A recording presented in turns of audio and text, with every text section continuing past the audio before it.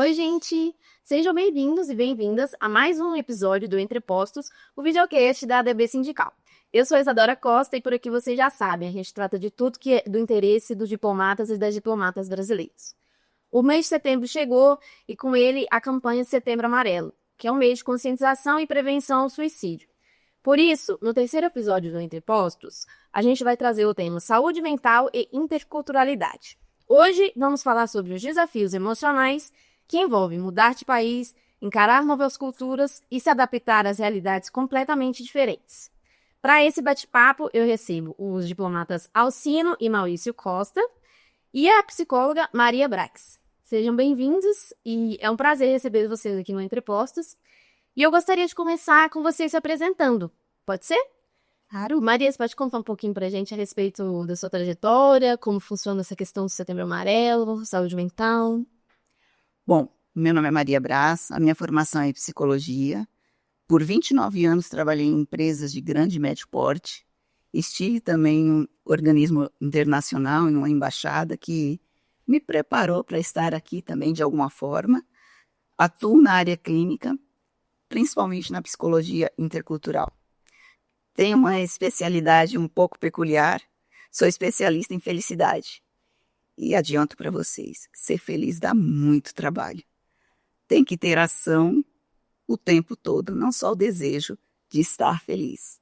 Que legal, vou querer saber mais sobre isso daqui a pouco. Vai ser ótimo. Maurício? Boa tarde, é um prazer estar aqui com vocês, obrigado pelo convite. Eu sou o Maurício Costa, sou diplomata desde 2007, agora 18 anos de carreira, e tive experiências já na América do Sul, já servi em Montevidéu, servi nos Estados Unidos, mas no Texas, e na África, na Argélia, no país árabe muçulmano. Então tive experiências bastante diversas, né, de adaptação cultural e de adaptação local e de adaptação ao trabalho. Sim. Boa tarde a todas e todos, muito prazer em me conhecer. Meu nome é Alcino, sou formado em Relações Internacionais pela USP e sou diplomata recém-egresso da turma de 2024, no Rio Branco, com a turma Eunice Paiva. Sejam bem-vindos, pessoal. Bom, eu vou começar com o Maurício. Maurício, eu queria saber, você já passou por diferentes postos ao longo da carreira, né? Eu queria que você contasse pra gente como foram esses processos de mudança e quais foram os maiores impactos emocionais que você enfrentou. No Itamaraty nós temos um jargão que trata dos 4 Cs, né, que é chefe, clima, câmbio e colega. Então, o impacto emocional, ele tem relação com o lugar para onde você vai, né, a adaptação à cultura e tem adaptação também ao ambiente de trabalho, né? Então, muitas vezes nós estamos em situações em que nós estamos, talvez, na cidade dos nossos sonhos, e que o ambiente de trabalho causa impactos muito negativos na sua saúde emocional e mental. Outras vezes, você está em um ambiente de trabalho que é completamente saudável e motivador, mas num lugar de adaptação muito mais difícil, né? Seja pelas diferenças culturais, seja pelas dificuldades mesmo da vida no local, né? Acesso a coisas, questões de segurança e infraestrutura. Eu diria que na minha carreira de menor impacto realmente foi Montevidéu, né? Porque, enfim, eu sou da USP e Montevidéu é Porto Alegre em espanhol, né? Então eu tive realmente zero problemas de adaptação. A ida para os Estados Unidos, ela demandou uma adaptação um pouco maior, ainda que o choque não seja tão grande no Brasil, em relação ao Brasil, mas que tem impactos, né? Por exemplo, que a gente vê na minha vida e na vida dos colegas, por exemplo, em relação às famílias, né? Quer dizer, o impacto na família é um impacto na sua felicidade pessoal, né? A partir do momento que você chega num país como os Estados Unidos e o seu cônjuge não pode trabalhar, por exemplo, com a mesma liberdade que trabalha no Brasil, e que a pessoa, nesse estado de estar com você numa remoção, né, tem toda a sua vida vinculada ao seu visto e à sua condição de diplomata, né, isso gera uma situação que pode ser muito estressante se não for muito trabalhada e preparada antes de você ser removido. E isso é algo que eu tenho percebido desde o início da minha carreira e vendo acontecer com muitos colegas, é que as pessoas não se preparam para esse impacto, né? Mesmo quando se vai para postos que supostamente a pessoa deveria se adaptar facilmente ou onde ela sonha estar, né? Então você tem impactos muito fortes simplesmente pela distância da família, pelo contato com as pessoas, pela distância com a distância dos amigos, né? Tudo isso é algo que você precisa estar muito preparado, né? E preparar a sua família para isso, né? Porque muitas vezes nós, como diplomatas, nos habituamos, mas para a vida do cônjuge, por exemplo, não é uma situação fácil, né? Ele vai com você, ele vai atrás de você, ele está dependendo de você, ele está seguindo o seu sonho, e isso certamente vai ter impactos emocionais nele que também serão seus. E do ponto de vista individual do diplomata, né, eu acho que, para mim, o maior choque cultural foi ir para Argélia, né, em 2022, e eu diria que foi uma lição muito forte e muito rápida, porque o embaixador, quando ele me convidou, e o meu colega, ninguém me avisou que eu estava chegando na Argélia no primeiro dia do Ramadã. E eu nunca tinha ido a um país muçulmano na minha vida. Obviamente tinha visto, estudado, tudo e tal. Então o meu primeiro dia em um país muçulmano foi o primeiro dia de um Ramadã. O meu primeiro mês na Argélia já foi durante o Ramadã. Então eu tive assim, um curso intensivo exatamente, um curso intensivo pesadíssimo de país muçulmano, de vida na África, né, e de um lugar que é também um entre-lugar entre a África e a África que o Brasil tem no imaginário, né, entre a África subsaariana e a Europa, com toques de Oriente Médio, onde a dinâmica, por exemplo, a vida das mulheres é totalmente diferente, a maneira como as pessoas lidam com religião, a maneira como as pessoas lidam com moral e com o trabalho é completamente diferente, né? Então isso demanda uma adaptação constante, né? Mesmo depois de 2 anos e meio lá e tendo chefiado o posto por quase 1 ano, depois da saída do embaixador, eu acho que se eu tivesse lá até hoje, ficar 5 anos, ainda estaria me adaptando e aprendendo novas coisas, né? Então você viveu o choque cultural na prática, né? Diferentemente do choque cultural teórico, que a diplomacia ensina para vocês. E eu queria aproveitar esse gancho. Maria, como que a gente pode tratar essa questão do choque cultural para os diplomatas? E também a questão emocional para as famílias, né? Já aproveitou. Perfeito, e já adiantou muito da minha fala, apresentou bastante. Vale a gente destacar que choque cultural não é uma patologia. Né? O choque cultural é uma situação inerente a qualquer pessoa que sai da sua cultura materna, vamos chamar desta maneira, e se depara com uma outra situação, como foi muito bem falado aqui. Existem estudos, o primeiro estudo foi na década de 60, que foi o Oberg que trouxe algumas fases que você bem descreveu, você viveu, né, praticamente, que uma pessoa que sai da sua pátria mãe e vai para algo que ele não conhece. Então, às vezes o diplomata está preparado, mas a família não. Então, o primeiro momento é a lua de mel, onde o encantamento, onde o novo te traz um BO positivo, brilho nos olhos. É aquele momento que você se encanta. Aí vem um segundo momento que quando você fala, nossa, agora pinta uma crise. Como é que eu vou me deparar? Para a família, muitas vezes aquelas que ainda não dominam o idioma, é a primeira barreira. Depois vem um terceiro momento, que é o ajustamento. Eu começo a me identificar, começo a entender o processo e depois vem a adaptação. Então, o choque cultural tem um outro momento que ele pode ser ainda mais agravante, que é o retorno para a pátria-mãe, que é o que é denominado choque reverso. Ou seja, você se adaptou e agora você tem que vir para cá e se adaptar novamente àquilo que é a sua base.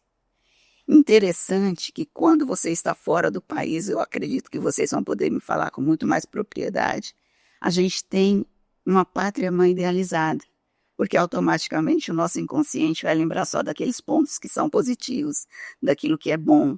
A gente esquece, muitas vezes, se vai para um país onde a segurança ela é de ponta, você tem total segurança. Você vai para o Rio de Janeiro, estou colocando ali porque a gente vê onde muitas vezes a violência está um pouco mais agressiva. As pessoas esquecem, então só lembra daquilo que é bom. Aí começa a ter essa questão do choque cultural. ele não é considerado uma condição de patologia, mas se ele for contínuo ou de uma forma repetida num curto espaço de tempo, ele pode se constituir a vulnerabilidade para desencadear a questão da doença mental. Não sei se você tem filhos, mas tem a questão dos TCKs, que são os filhos da terceira cultura, né? Onde os filhos são criados numa cultura diferente dos pais. Tem diplomatas, você me disse agora há pouco, que foi em vários países. Existem casos que às vezes sai de um e já vai para o outro sem retornar para a pátria-mãe. Então as crianças acabam crescendo, conhecendo algo diferente da cultura da pátria-mãe dos seus pais. E isso sim pode desencadear a vulnerabilidade e fragilizar a saúde mental. Uhum. Alcindo, você está no início da carreira, né? Como que tem sido a sua preparação para encarar as mudanças do país? Bem, no meu caso, eu ainda tenho alguns anos de Brasília para poder me qualificar e ser removido para o exterior. Então, eu tento não pensar muito neste momento, mas é verdade que eu estou muito ansioso por isso. Eu fui recentemente a uma missão exterior, em que, na verdade, foi minha primeira vez viajando para o exterior, em que tive um grande vislumbre, estando num país estrangeiro, e gostaria de poder reviver aquilo novamente. Mas você está ansioso, então, para poder sair do país e poder viver essa experiência como diplomata? Isso te gera ansiedade num sentido positivo ou num sentido negativo, você acha? Bom, já era no sentido positivo. Uma grande expectativa dessa chance de ver no exterior, de poder vivenciar algo que ainda não experimentei. Interessante, eu também acho que ficaria ansiosa. Maurício, como em relação ao Itamaraty, Agosto, eu queria que você me dissesse assim, você acha que o Itamaraty oferece apoio para lidar com os desafios emocionais da carreira diplomática e também que você acha que poderia melhorar? Bom, essa é uma pergunta um pouco traiçoeira. Pelo seguinte, inclusive a gente estava conversando aqui antes de começar. Eu acho que tudo depende de como você quer fazer a análise, né? Se quiser fazer uma análise, vamos voltar aqui para a minha formação em letras, para a linguística e vamos para a SUSIR, né? A gente fazendo uma análise sincrônica, ou seja, o que está acontecendo agora, a perspectiva é uma. Fazendo uma análise diacrônica, vendo ao longo do tempo, a perspectiva é outra. Então, diacronicamente analisando, né, o que eu diria? Eu acho que a maneira como o Itamaraty lida com as questões de saúde mental melhorou muito. Melhorou muito. Comparativamente a quando eu ingressei na carreira, que foi em 2007, né, nós estamos falando de 1960, né? Em 2007, isto não era um tema que era debatido ou tratado, certo? Não era uma questão, né? Hoje em dia, a estrutura do Itamaraty, ela já tem dentro da estrutura órgãos e divisões para lidar com questões de saúde mental, né? Já existe uma preocupação de que esse tema seja tratado nos cursos de remoção, né, que preparam os diplomatas para remoção. Hoje a gente já tem a divisão de saúde do servidor, que menos de uma década atrás, ou máximo uma década atrás, era somente o sistema de atendimento médico. Então, existe espaço para melhorar? Sim, existe espaço para melhorar, mas eu acho que atualmente nós já estamos numa situação muito diferente de quando eu entrei na carreira. E pensando no bem-estar físico, Maria, no físico e no mental dos servidores, né? O que você acha que a gente pode fazer, que poderia ser feito para minimizar os riscos de desenvolvimento de questões psicológicas, psiquiátricas, devido às particularidades da carreira diplomática? E como criar um ambiente melhor para as famílias? Pensando aqui, o ideal seria se pudesse preparar todo mundo para uma vivência, para chegar lá e ter todas essas estratégias de enfrentamento muito bem estruturadas. Mas eu não morei em outro país. Só visitei alguns países da Europa, América do Sul e América do Norte.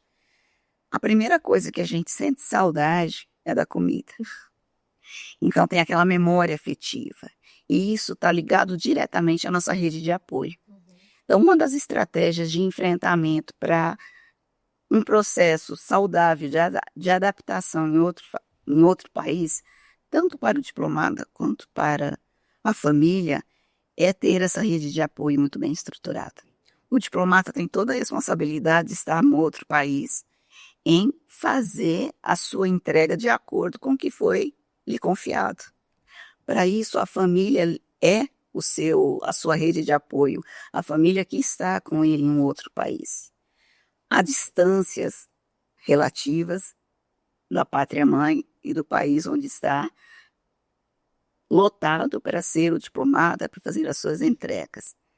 Vamos imaginar que um ente querido aqui falece. O Itamaraty vai dar apoio para que essa pessoa se desloque, mas muitas vezes não tem o tempo hábil de chegar para fazer todo aquele cuidado, a despedida, o apoio. Isso gera impacto. A rede de apoio, ela também se constitui, muitas vezes, com pessoas que estão no próprio país, que falam a língua. Isso é muito acolhedor. Tem formas de trabalhar com a questão, a festa nacional. Muitas vezes a festa nacional do país de origem que acontece é o momento que ele tem para ter uma identificação com o que eu vou falar. E não é só coisa ruim, não. Tem um lado muito positivo que está muito bem baseado na psicologia positiva, que é o fato de você estar fazendo novas descobertas, você está fazendo um processo cognitivo de novos aprendizados. Então, uma forma é conhecer a cultura, principalmente respeitar a cultura do país que você está inserida. Como eu disse anteriormente, a gente acaba lembrando só daqueles fatos que são muito positivos e a gente nega aquilo que talvez não fosse tão positivo na sua pátria-mãe. Você só vai lembrar, faz um recorte e lembra daquilo que é bom. Isso é inconsciente. Muitas vezes a pessoa não fica planejando, eu vou lembrar só do que é bom no Brasil. Não. Inconscientemente lembra porque é uma estratégia de defesa até para a pessoa se sentir bem. E o respeito pela cultura onde você está inserido é fundamental. A partir do momento que você tem essa percepção de respeito, onde você se coloca no meio eu estou com abertura para aprender o que é novo, para somar aquilo que eu já tenho como cultura. Então, essa flexibilidade cognitiva faz com que a pessoa tenha uma estada muito positiva e, assim, pode dar apoio para o profissional que está naquele país representando o Brasil, pode também dar o suporte para os filhos, que às vezes são crianças, adolescentes, que têm aquele momento de transição que é muito sensível, que é muito peculiar. Então, fazer parte de grupos de escola, ONGs, fazer trabalho social, tudo isso são estratégias de enfrentamento que vai dar o suporte para que passe esse período da maneira mais leve e positiva possível, que agregue para a pessoa enquanto ser humano, enquanto trajetória profissional. Perfeito. E assim, como a gente está em setembro, né, e tem a campanha do Setembro Amarelo, acho que seria importante a gente também tratar sobre a questão da terapia, né? A terapia dentro desse, tanto do processo de remoção, quanto às vezes mesmo no dia a dia. Como é que funciona? Você gostaria de iniciar respondendo sobre isso, a importância da terapia, ou a Maurício, se você também quiser iniciar falando a respeito se você faz terapia, como é que impacta na sua vida essa questão. Quem quiser começar? Você pode começar. Obrigada. Bom, a terapia é um pilar essencial, não é só porque surgiu um problema, é importante que ela aconteça para que a pessoa esteja preparada e poder administrar eventuais problemas. A pandemia, ela veio e trouxe muita coisa ruim, mas ela foi democrática. Ela pegou todos os continentes, todos os credos, todos os gêneros, todas as classes sociais, e isso facilitou para o profissional da área de saúde. Hoje, existe a possibilidade de fazer atendimento online. Então, atualmente eu atendo pessoas que estão na Europa, pessoas que estão nos Estados Unidos, e muitas vezes as pessoas que estão lá, mesmo Quando é expatriado, é muito mais fácil, porque vai já com direcionamento, tem todo um amparo para que isso aconteça. Mas tem pessoas que nem sempre vão como expatriado, vão para a questão de um desenvolvimento pessoal, tentar ter uma vida diferente, e eles acabam se fechando e não desenvolvem no idioma. E tem toda uma conotação diferente em países para o atendimento de saúde, que é um outro ponto que eu acredito que seja muito importante para quando o expatriado está em um novo país, entender como que funciona o atendimento que diz respeito à condição de saúde. Então, hoje, os atendimentos online, eles são muito eficientes. Então, eles atendem qualquer pessoa em qualquer parte do mundo. Só uma questão de ajustar o fuso horário, mas super funciona. E você, Maurício, qual que é a sua relação? Com terapia. Bom, é uma coisa, só um comentário primeiro, sobre como a pandemia foi democrática. Né? Air quotes aqui, né? Aspas, né? Assim, mas eu acho interessante porque os recursos para ter terapia online, ter atendimento online já existiam antes da pandemia, mas a gente precisou estar à beira do apocalipse para as pessoas não forçarem a mudar os seus hábitos. Isso me lembra algumas instituições no governo, não vou citar o nome aqui, a gente precisou estar à beira do apocalipse para mudar os hábitos. Esses atendimentos, você podia fazer um atendimento pelo Zoom em 2019 com a mesma eficiência que você faz hoje, mas era o que? Era o hábito, não existia a cultura de fazê-lo. Então, enfim, estou dizendo que isso é um choque cultural para mudar o método de trabalho, né? Uhum. Bom, minha relação com terapia. Eu fiz terapia em diferentes momentos da minha vida, por razões diferentes e com objetivos diferentes. Nesse momento, estou fazendo terapia também. Comecei um outro ciclo de terapia que tem mais relação com o trabalho, as questões laborais, né?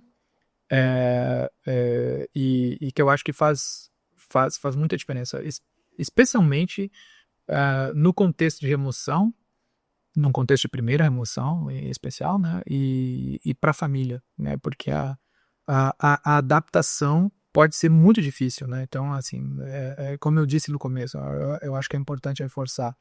Às vezes as pessoas pensam, não, ele está sendo removido para a Europa. Então não vai ser fácil. Não é fácil. Para a família pode ser fácil, para o diplomata talvez, mas para a família não é fácil.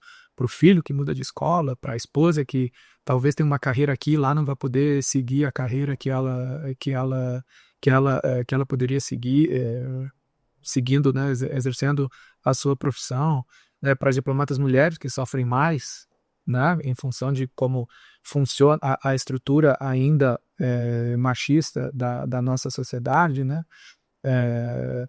em relação a um marido segui-la e não poder trabalhar, ou um marido ter que ser sustentado, coisas que em tese deveriam estar, né, nos anais da história, mas que hoje ainda fazem parte da cultura institucional. Então, eu acho que a terapia é fundamental e concordo, não é só para resolver um problema, muitas vezes é para prevenir o problema. Eu tenho uma tática de defesa, isso é uma coisa importante, que não é comum entre os meus colegas, né? Mas o meu jeito de lidar com choque cultural e me adaptar nos postos é que eu me recuso a agir como se a minha vida no lugar fosse permanente. Então, eu não chego lá e tento estabelecer uma vida como se eu tivesse, como se eu fosse morar lá de uma forma fixa para sempre. Eu chego com a minha cabeça programada, sabendo que eu tenho data para sair, que eu não quero criar vínculos permanentes lá, e o tempo e a maneira como eu ajo em relação a tudo é com a noção de temporariedade. Você te protege. Me protege bastante. Não 100%, mas com certeza me diminui os impactos. Exatamente. E concordo também que o respeito à cultura do lugar, mas principalmente, acho que imersão não é a palavra, né? Mas você se dedicar a conhecer a cultura do lugar, né? Muda completamente a experiência, né? Você não pode, especialmente quando você vai para postos difíceis, né? Você vai para um posto difícil, aí você fica na embaixada, sai, fica ali na volta da sua vizinhança, aí quando viaja, ou viajar para a Europa, ou viajar para outra coisa, você não conhece o lugar, você não conhece a cultura do lugar, você não convive com as pessoas do lugar, E para mim, né, isso foi um impacto positivo gigantesco, né, porque não só a Argélia em si, né, a própria vida em Argel e no norte da Argélia, no Mediterrâneo, já é uma experiência cultural impactante, mas a experiência de viajar para o deserto do Saara, de passear e acampar com os tuaregs no meio do Saara, de ir na fronteira com a Líbia e o Mali, né, e conhecer pessoas de coisas que pra gente são ficção científica, assim, quase, né, que a gente só né? Exatamente. Mas que faz a gente entender, assim, que tipo, a lógica das pessoas é outra, o tempo das coisas é outro, o raciocínio é outro, a visão de mundo é completamente outra, né, e você conviver com isso de perto, ver isso de perto, sem aquele complexo de superioridade, né, que é típico de mentalidades mais elitistas, mas assim, nesses postos é muito típico, por exemplo, dos diplomatas europeus, com sinceridade. Assim. E você falou muito, né, Maria, sobre a questão da rede de apoio, e você trouxe muito a questão da família, né? Então, assim, qual que, em relação às redes de apoio, como que foi a experiência a sua experiência e o papel da família e dos seus amigos na construção desse suporte emocional, tanto para ficar no Brasil, quanto para se mudar, para você também, assim, como você não se mudou, mas eu gostaria de saber um pouco em relação ao seu suporte emocional também daqui a pouco. Olha, para mim, eu acho que, assim, falando individualmente primeiro, né? Primeiro individualmente, depois em termos de núcleo familiar. Individualmente, em função dessa maneira como eu ajo, né, em relação à temporalidade, a maneira como eu estabeleço as minhas redes no que as redes sociais ajudam muito, né, as minhas redes de apoio, continuam sendo, eu me mantenho em contato permanente com os meus amigos e com as pessoas, não importa onde elas estejam no mundo, né? Então, basicamente, a minha rede de apoio, às vezes um colega que está na Alemanha, o outro está no Brasil, outro está na Ásia, né? E manter as redes assim, porque, enfim, meus pais já faleceram, meus irmãos vivem, né, muito distantes, né? Nós vivemos muito fisicamente, né, distantes um dos outros. E no caso da minha esposa, é um pouco diferente, porque aí é uma família bastante unida, né, tal. Ela é de uma família de uma família tipicamente brasileira do lado do pai, né, aquela coisa bem, né, bem churrasco de final de semana.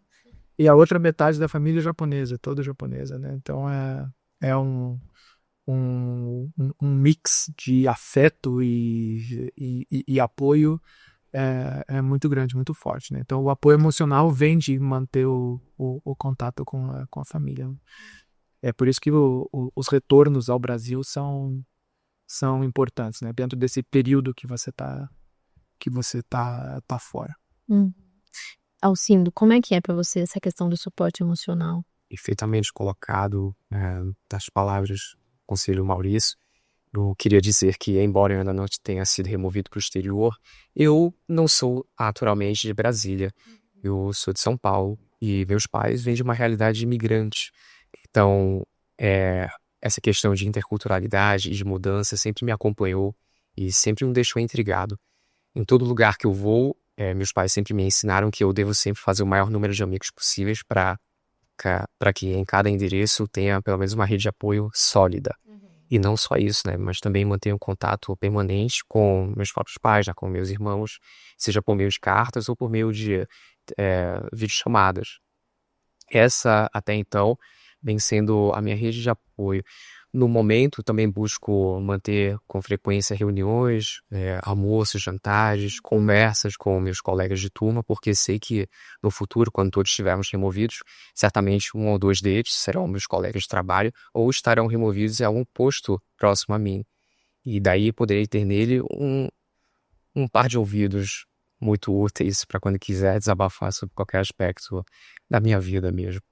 Então, novamente, reitero que estou muito animado com as perspectivas de poder participar dessa dinâmica onde nós somos removidos a cada momento e retornamos ao Brasil em um determinado período de tempo. E aqui em Brasília, você está conseguindo criar essa rede de apoio? Como é que está sendo para você? Bom, disse que o brasiliense médio é uma pessoa um pouco distante e fria. É, ainda bem que eu não conheço muitos desses brasilienses, eu tenho mais contato com pessoas de outros estados, mas, novamente, não é um insulto a nenhum brasileiro, por favor. Todos que eu conheci, inclusive os da minha turma, são muito legais e gentis comigo, e sempre foram as pessoas mais confiáveis em quem sempre pude ter um apoio permanente. Bom, de resto seria isso mesmo. Não, beleza, muito legal. E, Mari, Sobre Celita, algo que o Maurício trouxe muito interessante, a questão do atendimento. Com a pandemia, a gente teve que pedir autorização para o nosso Conselho Federal para poder atender. E um ponto que é, assim, primordial. Nem todos estão preparados para atender alguém que está fora do país. Então, é muito importante os profissionais da minha formação, da minha área, estarem preparados, porque tem que, no mínimo, entender onde essa pessoa pode ter uma rede de apoio especializada no país onde ele está inserido. Então, a psicologia intercultural, a gente não aprende isso na faculdade. É algo que ainda é novo. Nós temos que buscar com estudos de antropólogos, vivenciar, estar em outros países, mesmo que não morando, é fundamental para a gente entender aquilo que foi trazido, o encantamento. É natural que a gente se encante por aquilo que é novo. Na mesma proporção, às vezes assusta, mas é importante que a gente tenha essa vivência, essa possibilidade de enxergar do outro lado. Porque para quem está de fora, como o Maurício trouxe, vai ser removido para a Europa. Nossa, Europa, chique, né? Glamuroso. Não existe só glamour. Existe uma realidade que às vezes é dura, nua e crua, em que para isso a pessoa precisa estar preparada. E a rede de apoio foi como o Alcindo trouxe, precisa dos amigos, não é só a família, você pode criar uma nova rede de apoio que seja segura, que seja confiável no local onde você está. Não necessariamente precisa ser de brasileiros, porque é uma grande movimentação que existem perdas reais e significativas, principalmente para a família que acompanha o profissional, o diplomata em outro país, o embaixador, porque muitas vezes ela não fala nem o idioma, como foi bem dito. Aqui poderia estar empregado, ter uma carreira, lá já não vai ter. Isso é uma perda, então tem uma elaboração de luto em todo esse processo. Né? É real, é significativo. E como lidar com isso? O diplomata vai estar vai estar muito mais tempo fora de casa do que dentro de casa. Então ele tem uma convivência, tem atividades já pré-determinadas a fazer. Muitas vezes as esposas, elas nem conversam porque elas têm medo de não estar falando corretamente. Tem aquela conotação, não, o brasileiro não fala outro idioma tão bem. Nós temos as nossas particularidades, o nosso jeito de ser, muitas vezes muito mais proativo, expansivo. Para alguns países, pegar um exemplo, Suíça.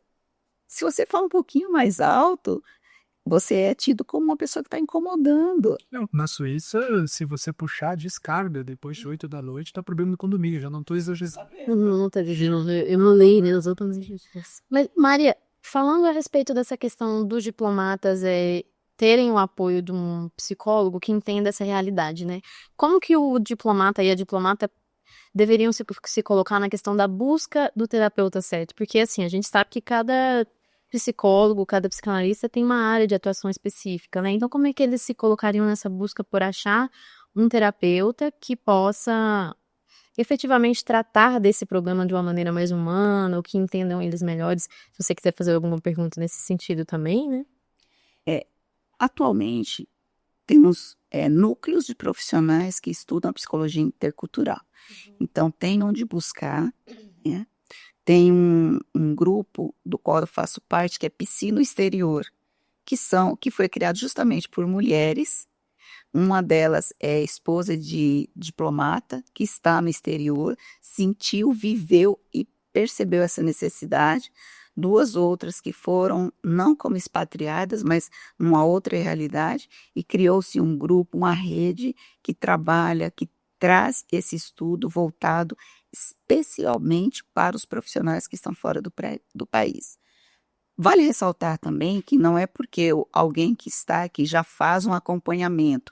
Agora eu estou no exterior, eu vou mudar o profissional que me atende. Não tem essa necessidade, porque ali já foi estabelecido um vínculo de confiança, já conhece como a pessoa age e reage diante de situações novas. Então, não tem por que interromper um trabalho que já vem sido desenvolvido, tem ganhos para buscar uma pessoa, mas quem está lá fora, se puder buscar o profissional que conhece, com certeza este retorno vai ser muito mais seguro.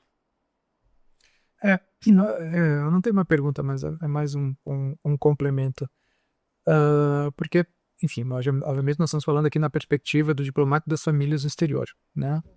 Mas quando falando do diplomata individualmente, ele vai ser diplomata no exterior e vai ser diplomata aqui no Brasil também. Então, a escolha do terapeuta, eu acho que ela tem que levar em consideração não só o quanto ele entende de interculturalidade, mas também o quanto ele pode lidar com questões laborais. Porque eu nem estou entrando fundo em questões de assédio moral, por exemplo, deixa isso de lado, mas só o peso da dinâmica da carreira, né? De como, da pressão que você tem em relação à promoção, a pressão que você tem em relação à remoção, a pressão que você tem em relação a onde você vai trabalhar, a pressão que você tem em relação ao seu nível de responsabilidade, né? A quais são as suas perspectivas de carreira, né? São coisas que são muito pesadas e que, assim, dominam provavelmente 85% do tempo dedicado de raciocínio dos diplomatas, ainda mais agora que nós estamos num período bastante difícil nesse aspecto, né, com a carreira travada, né? Então nós temos aí centenas de colegas que estão numa geração que, por não verem perspectiva, não tem estímulo, afeta a autoestima, afeta a imagem que eles têm deles mesmos, afeta a motivação para o que eles vão fazer, tanto na carreira quanto com as suas vidas, né? Então, acho que isso, para a escolha da terapia, também faz muita diferença e afeta demais a saúde mental. Com certeza. Cindo, você tem alguma relação, assim, com a terapia? Gosto de dizer que cada vez mais terapia tem se tornado uma necessidade praticamente funcional em qualquer carreira, seja ela pública ou privada. Isso diz respeito a uma série de mudanças no mercado de trabalho. Cada vez mais surgem novas tecnologias e ferramentas, aumentando muito a produtividade. Isso também gera uma sobrecarga nas pessoas, nos trabalhadores, servidores em geral. E daí existe sempre essa necessidade de acompanhamento psicológico. Desde que no ano em que eu entrei no Itamaraty, logo no início dos exames psicológicos e outra série de como posso dizer, perícia médica? Perícia médica. Isso. Na perícia médica, cada um dos aprovados foi entrevistado por uma psicóloga, a qual informou logo de início que todos nós tínhamos direito a um número de sessões com a psicóloga do Itamaraty. E que mesmo que nós não nos satisfizéssemos com essa terapia, nós poderíamos pedir indicações e essa pessoa, claro, e bem, praticamente todos os meus colegas fazem terapia. Eu acho isso muito bonito, importante para a carreira como um todo. Embora eu não faço ainda.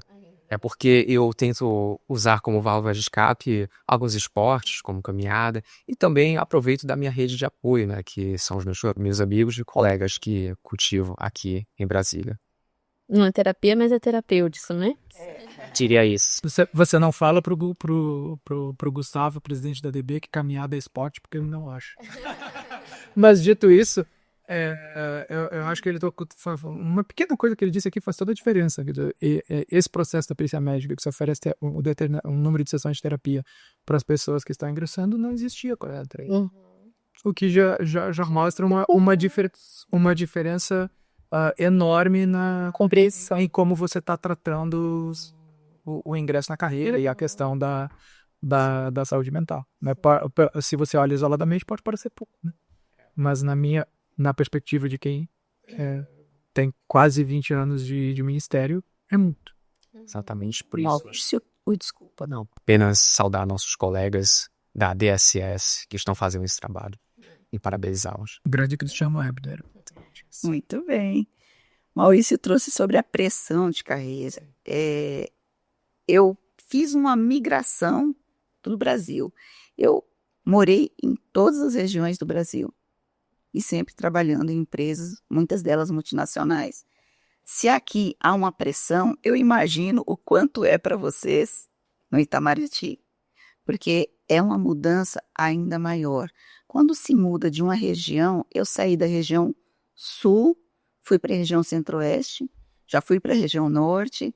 Eu falo que eu sou naturalizada no Paraná, mas sou uma baiana, ou seja, e cada região tem um jeito de ser. Rio Grande do Sul, você lá na fronteira, tem uma diferença. Pega Rio Grande do Sul e Rio Grande do Norte.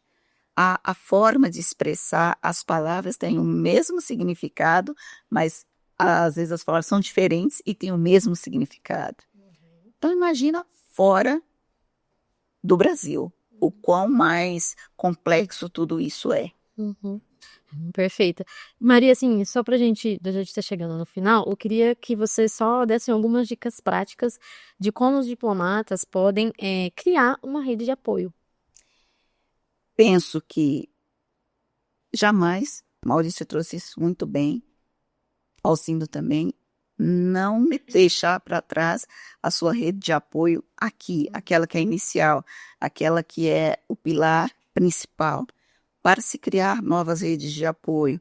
Hoje, com o advento da tecnologia, se a gente utilizar de uma forma muito saudável, tem grupos que são digitais, são grupos que você encontra na internet, que são sérios, que trabalham essa questão de mudança, de adaptação, conhecer, estar aberto ao novo, pensar que ali você não vai estar abandonando a sua origem, porém você pode ser um multicultural, você pode aprender muito mais coisas, é ter abertura do novo, é participar de grupos que falam a língua mãe, porque isso você se sente acolhido. Se gostar de arroz e feijão, hoje em dia no mundo inteiro tem mercado onde tem arroz e feijão, porque isso é uma memória afetiva. E o diálogo é muito importante, principalmente para vocês que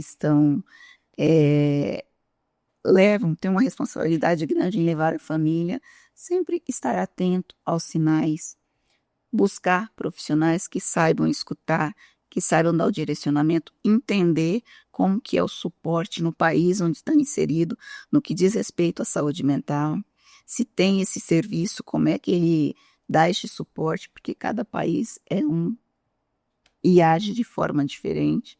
É entender que cada um tem os seus costumes, a sua forma. Pegar o exemplo aqui da Suíça. O brasileiro é muito... Não todos, né? Mas a maioria tem uma forma de se comunicar um pouco mais expansiva. Talvez não seja apropriado entender que a gente não tem que mudar a nossa natureza, mas é entender que ali a gente precisa se adaptar para ter uma boa convivência. Então é entender onde você está e você jamais mudar a tua essência, porque aí pode não ser tão bacana, mas é se adaptar, é entender o contexto onde você está inserido. Isso faz toda a diferença. Perfeito. É isso. A gente chegou no fim de mais um episódio. Queria agradecer a presença de vocês, agradecer a presença de vocês que nos assistiram até aqui. E se você gostou do conteúdo, compartilhe com seus amigos.